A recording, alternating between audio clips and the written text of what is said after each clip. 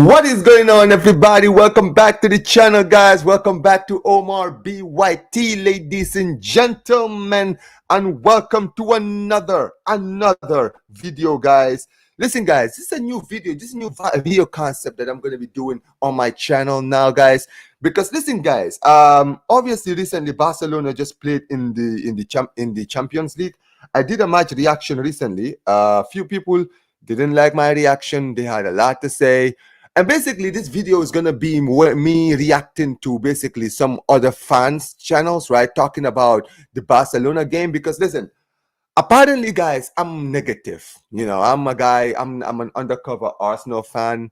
I don't support the club. I'm always feeding off negativity and all of this other BS, whatever, man. But listen, at the end of the day, I wanted to do this video because, listen, this is actually a concept that I actually, you know, I'm interested in adding into my channel. And apologies, guys, if my stream is actually lagging. But yeah, basically, this new concept on the channel is going to be one where I'm going to be doing like videos where I'm going to be reacting to other reactors talking about Barca games and basically other games as well. And basically, I wanted to do this and basically analyze some of like, you know, some of the fans are basically saying on other fan channels. Barca fans, Real Madrid fans, basically any fans who basically saw the game between Benfica and Barcelona, I will be doing a video. And yeah, guys, I will be putting the links of all of these channels in the description, guys, by the way. So I do want to get started, guys, as soon as possible, guys. Tell me what you guys think in the comment section below, what you guys think of this new concept that I'm going to be doing.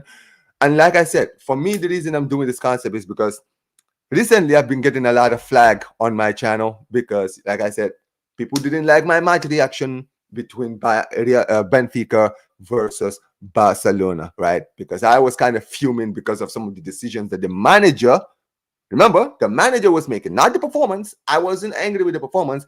I was only angry with the manager's decision making, i.e. getting rid of Dani Olmo, keeping Lewandowski, taking off Yamal as early as he did. And everyone had a lot of things to say. But at the end of the day, before I do get started, I just want to say this, guys. At the end of the day, this channel is my channel, right? This channel just hit 3,000 subscribers recently, guys. And this channel reached 3,000 subscribers. Why?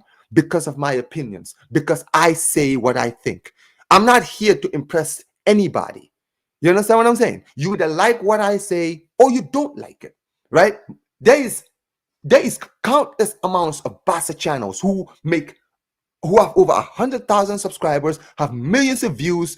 I barely even scrap 1K views on my channel. It doesn't matter. I don't care.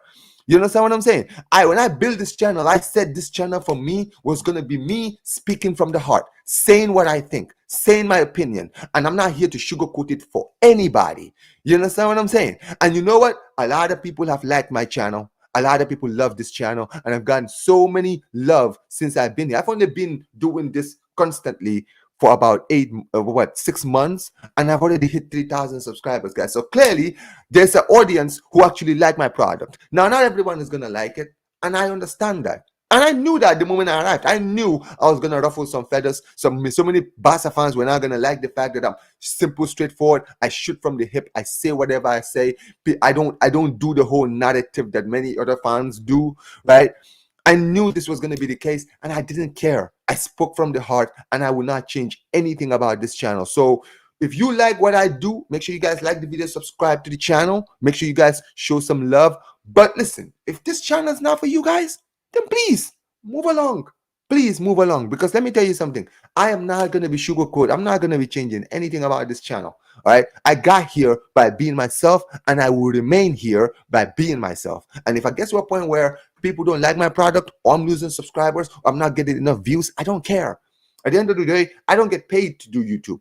You understand what I'm saying? I don't like, people think this is he just does this ranting and all of this, because that's what people are saying now. Oh, he's ranting because, you know what, other fans are being happy while he's being angry, so he's doing this for views. I don't care. Because let me tell you something. One thing I've learned being on YouTube is that people who get the highest views are usually the people that suck up to the clubs. Astaghfirullah, I'm fasting. I'm not gonna be swearing, right? But you get my point. They always feed to a narrative that the fans want to hear. But the people who are the opposite, they always get hate. So I always knew that I was the opposite. I was gonna speak from the heart, and a lot of people are not gonna like the fact that I speak for myself because my opinions gonna be different from everybody else's. You understand what I'm saying? Right? And I've gotten a lot of love in this platform, but you know what? With love comes hate. And the bigger you get, the people are going to start to hate. That's the thing. Like ever since I've started growing in this channel, my channel has been getting a lot of heat because a lot of people don't like it. Bro, I don't care. It doesn't matter. You don't have to be here. But this is the thing. You're going to be here. I know a lot of you guys are going to be watching and you guys are going to continue to hate. And you know what, guys? Please, by all means, continue if that makes you feel better. If that makes you feel better, if that makes you sleep at night, by all means, ladies and gentlemen. But this channel, Omar BYT, is going to continue to grow. We're going to continue to have a fan base, a community here, guys, right? This is a channel for the people. And I mean the real people, the people who watch the games every week and say as it is. So big up to every single one of you guys watching. We got 13 people in the building. Make sure you guys smash the likes. Big up to everyone who's watching from Twitch on Twitter as well. Big up to some of the people who are in the chat. Big up to Near Side Resemblances. Shout out to Barca for scamming 2 wins from Benfica. Yeah, man. And I said it, bro. And you know what's funny? I'm gonna be making a lot of this video. I haven't watched all these match reactions, so I'm gonna be reacting to this thing the same time as some of you guys. So I don't know a lot of what some of these people are saying, right? I simply saw people who did their match reactions, and I said, all right, I'm gonna react this live and see what some of the Barca fans and the non-Barca fans are saying about this game. And maybe, who knows? Maybe there's certain things about the game I didn't notice. We'll see. We'll see. But big ups to all the people who are watching here. Big up to every single one of you guys. But yeah, let's get this started. Here we go. All right.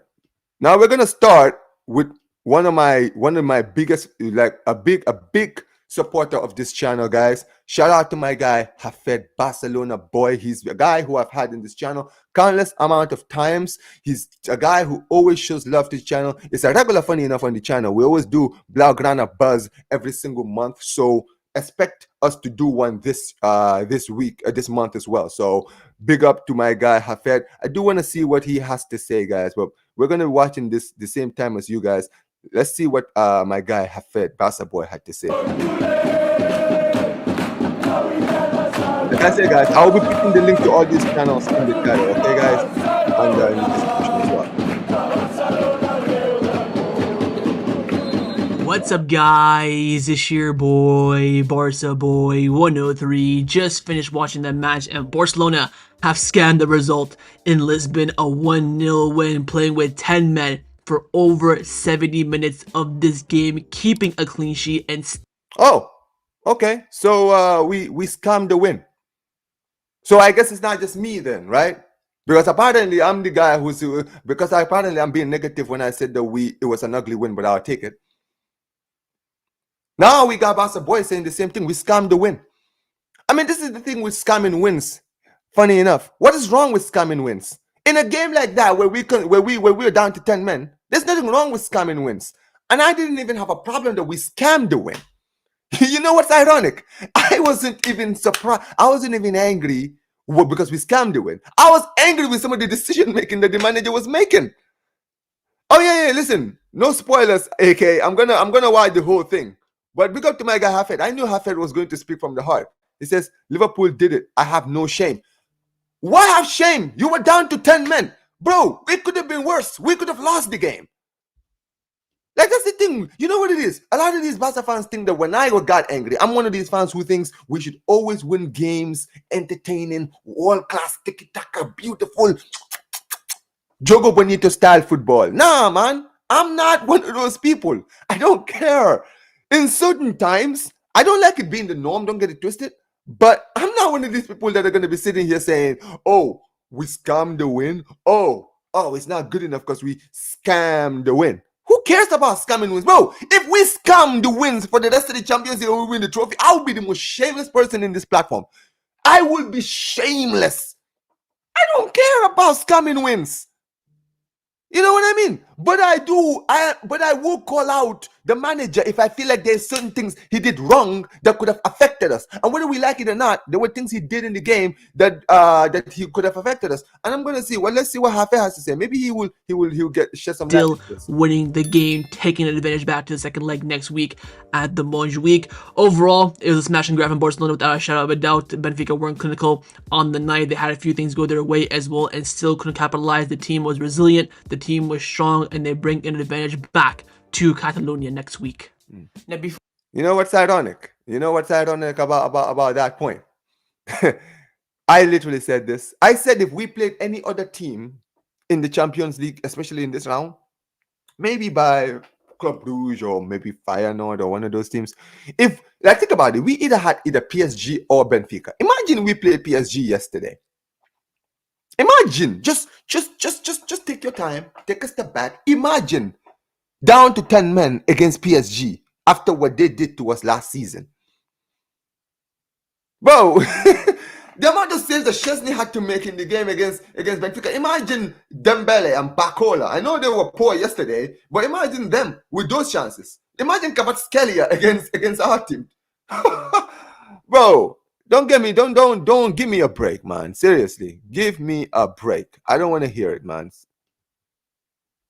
screen for you right now, it was Chesney in goal, a back four of Koundé, Kubarsi, Inigo Martinez, and Alejandro Balde, midfield three of Frankie de Jong, Pedri, and Olmo, front three Lemon Yamal, Lewandowski, and Rafinha. Really no question marks around that starting 11. Maybe Gavi could have started if he was fit instead of Olmo, maybe Casado for Frankie de Jong. Apart from that, this was pretty much the lineup that we all expected heading I mean, okay, so unfortunately I don't agree with this point, Hafed. And listen, at the end of the day, I hear you. For me, I love the lineup. The lineup was great. For me, the starting lineup that Hansi Flick brought out today, I love it. The only thing I might have changed is probably bringing in Araujo for probably Kubashi.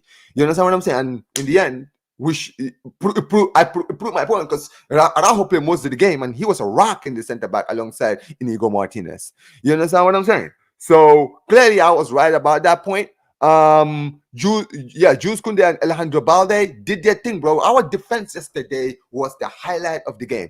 I didn't have a problem in the midfield. When I saw Casado play against Real Sociedad, I knew that he wasn't going to play. And listen, I didn't have a problem with it because I said against a team like Benfica, we can play the De Jong Pedri partnership. You understand what I'm saying? It will work perfectly. Like I had no problem with this team that the manager decided to bring up today, right? Bringing up Dani Olmo in the 10 worked out, and he should have played. He should have not been substituted, right? He should have not been substituted. The attack, Yamal played. He got substituted. I knew he was going to get substituted. I didn't think he was going to get substituted as early as he did. But he got substituted. It was ridiculous. And Rafinha just did Rafinha things. And Lewandowski, don't even get me started on him. But I'm sure Hafe will get into it. Big up to Dave, man. It says, big up to... Hey, man, not today, man. Not today. this game. Now, the only goal scored in this match was scored by Rafinha. Que jugador, Rafa, the man that will win the Ballon d'Or if Barcelona are at least successful this season. It was an absolutely unbelievable strike. It was actually Benfica that were building up the play from the back on the right. You know what's crazy about Rafinha, right? I've said it before, I'll say it again. When it comes to Rafinha, I've said it before, this guy, and just as Barca boy said, and I'm one of these people that actually agree with this point. I think that if we win any significant trophies, i.e., let's say we win the league and the Champions League, the Ballon d'Or should go to Rafinha. Like, seriously, think about this, right? Even in games where he's not playing well, this guy is still scoring goals. Like, that is the mark for me of a top-class player right now. That's for me the norm. Because at the end of the day, if you are doing it against teams like this, in this level, right, where you're being marked out of the game, you're barely doing nothing, but the little few chances that the team gives you, you end up capitalizing on them, that is gold. That is gold. And I feel like Rafinha, the form that he's in, he's on Ballon d'Or form. So yeah, I absolutely agree with this point. Absolutely. hand side. I think it was Antonio who tried to give a switch play pass to Alvaro, the left back, but he passes it short. Rafinha picks it up, runs that goal, just shoots it. Low driven shot from about 27, 28 yards out, and he buries it. Against the play, and Barcelona were looking for a magical moment, man for the occasion. He rose to it without another doubt, cooking Benfica again at the De Luz Stadium. An absolutely unbelievable golazo by Rafa. So overall, the team performance rating on the night, I'm going to be giving it a 7 out of 10. Look, playing with 10 men, you have to give that a sort of praise. Whoa, Hafed, you're being negative. Why are you giving us 7 out of 10? Bro, what are you doing? 7 out of 10? In a performance like that, down to 10 men, scoring goals, right? Winning down to 10 men. Come on, man, that was an 11 out of 10. Oh, you're so negative, Hafed. I can't believe you actually gave it a 7 out of 10. Unbelievable. By the way, guys, if you can't tell, I'm being hella sarcastic. It's ironic, isn't it? There's Barca boy saying the same thing I said. I gave the same rating, similar. And the ironic thing is, I was called negative. So what? Is he negative too? Is he negative? Why, bro? Why are you being so toxic and negative, bro? Be a real fan. Be a real fan, man. This is not you, Hafed. You're not a real fan, boy. You're not a real fan. You should be happy. You should be happy, bro. Give it 100 out of 10. Come on, man. Give it 100 out of 10. Hey, yo, because you make sure you guys smash the likes, guys. But bro, you know what's crazy, bro? You've got this is what I'm saying. Yeah, give it a 16 out of 10. Big up to Dave. Yeah, give it a 16 out of 10. Come on, man. Like, I expected better from you, man. Big up to Jay in the chat. But yeah, man, I'm disappointed. I am truly disappointed. I thought you were a real fan, Barca boy. I genuinely thought, man. You disappointed me, bro. You disappointed me. Give it 100 out of 10. 200 out of 10. Infinity over 10, ladies and gentlemen. That's what you need to do. Come on, man. Yeah, man. Let's see, man. Let's hear these match ratings, man. Oh, good Lord. Let's hear it. We have improved so much without being down to 10 men. We, of course, had the red card with Eric Garcia against Monaco. We bottled it. Red card with Casado against Sociedad. We bottled it. But ever since then, something changed internally. With 10 men, we seem to be fighting even stronger. Had the clean sheet with 10 men against Real Madrid in the Super Cup. With the cap now clean sheet again with 10 men. The team are fighting as hard as they can. Of course, performance was. And you know what? I will concede to this, absolutely. One thing I will give this team, and I haven't given them a lot, but credit to the players for their mindset when we are down to 10 men. Like, seriously, we need to really start analyzing this, right? It's the way how impressive we are when we're down to 10 men. It's not something we should sleep on. Absolutely not. Because I've said it before, bro. Every time we've been down to 10 men, I've been worried. And even in this game yesterday, I was worried. But you know what, guys? Fair play, because Hafed is right. Barca boy is right, guys. The way recently, right? How we've been able to control ourselves, not let our heads go, not let the pressure get to us, right? It's something that I have to give this team. Absolutely give it to them, man. Fair play to the team, fair play to the players. And yeah, man, it was an amazing performance. And long may it continue, because he's right. We've been down to 10 men a few times and we have not let it get to our heads. And I'm liking that. I'm absolutely loving it, for sure. Wasn't the best. Final third play was basically non-existent. We had so many chances in that first 15 minutes before the red card came. The Lewandowski, Olmo, Yamal, Kerfunkel, the Rafinha chance down the left-hand side that he drilled across goal to absolutely no one. There were a few chances before the red card, but once the red card came in, you're thinking smash and grab. You get a 0-0, jam your 1-0 goal, and we got it in the end. The only way we were getting that one goal. Bro, I literally was saying this during my stream. In the stream, I literally said this. I said, when we're down to 10 men, I'll take a draw. I wasn't taking a draw before the start of the game. But I said, yo, I'll take a draw. Give me a draw. I would take a draw. I will run away with it. I will run away with it. But you know what's ironic? The people sit there and tell me, oh, Omar, oh, at the end of the day, you won the game. Bro, it doesn't matter. I expected us to win by 3-1. Yeah, we won 1-0. I don't care. I don't care about the performance. But I will criticize the manager in some of the decision making. Is that wrong? And you got Hafez saying the same thing. Like he's even said when we were down to 10 men, we could have he was saying, listen, let's go with a draw and go back home and get the win. And we were lucky we got the win. We celebrated. I was happy when we won the game. It doesn't matter. But it's ridiculous. It's ridiculous.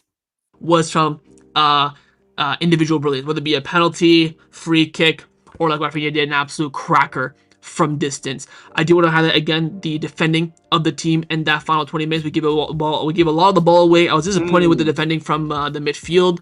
So many cutbacks for Benfica were open. A lot of their chances in this game came from cutbacks where they're running down the byline in the box. They cut it back to the midfielders at the top of the box because our midfielders, De Jong and Pedri, were holding the line with the defensive line. So poor marking from them. And to be You know what's ironic? He's saying this, and it's ironic because I said something very similar, bro. I don't understand. I really don't get it. You got Hafed, who's a Barca fan, who's been on YouTube longer than I have. Like this guy, compared to me, is a veteran. I mean, he's been active for like 5 years. But this is a guy who watches games like me every single week. You understand what I'm saying, right? He's watching the games. Like you can tell. He's sitting here saying at the end of the day, the defense was, bro, I said the defense was a rock. I said our defense was a rock in that game. This guy is saying that at the end of the day, our defense was great, but we were giving away chances. But guess what? Are people gonna be calling him negative as well? You might. What are you gonna say now? It's ridiculous. I don't understand what's wrong with some of our fans, bro. The difference between supporting Barca and supporting other clubs is this. When you support this club teaches you that standards are here and this is where we keep them. So when Hafed in a stream like this is sitting here telling you, right, we won the game, but these are the things that were wrong, it's not him dissing the team or attacking the squad or saying, oh yeah, it's a disgrace, this and this. The performance was fine. The manager's decision making was a disgrace. And I said that. But the funny thing is, these people, they always hear the term, oh, he's angry. Oh, he's raging. I don't care, bro. I speak from the heart. Everything you guys see is me. And if you guys don't believe me, see the way I react when I'm on other channels. Big up to Zir in the chat. Big up to Zir. Make sure you guys go subscribe to Zir Talk. But ask Zir when I'm on his channel how I'm acting. I act the same way, bro. This is me when I'm outside of YouTube talking to other people about football. This is me, bro. I would not change it.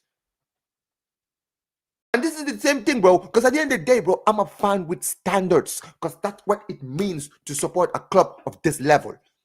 Standards are high. That's why Barcelona, no matter what happens, no matter what people say about my club, people can say, oh, your club is finished. Your club is broke. Your club will never be the same. Or your club is this. Your club is that. Bro, my club will always be in Europe in the Champions League. My club will always challenge for La Liga. My club will always challenge for the big trophies. Why? Because we are a club with standards. And our fans are the ones who always remind the standards of this club. This is the reason why when you sit down and you watch Barca games, right? And you're seeing fans booing the players when they're about to come out. What does that tell you? When we're like 2 or 3-0 down before halftime and the fans are booing them out of the building. Oh, wow. What? Are the fans toxic? The fans was the toxic and negative. How dare you boo the fans at players at halftime? How dare you? How dare do you know who you support? How dare you? Like that's the thing, bro. These people are players. They're loyal to the players and not to the club. At the end of the day, fans who are loyal to their clubs will always call the club out. Because you know why?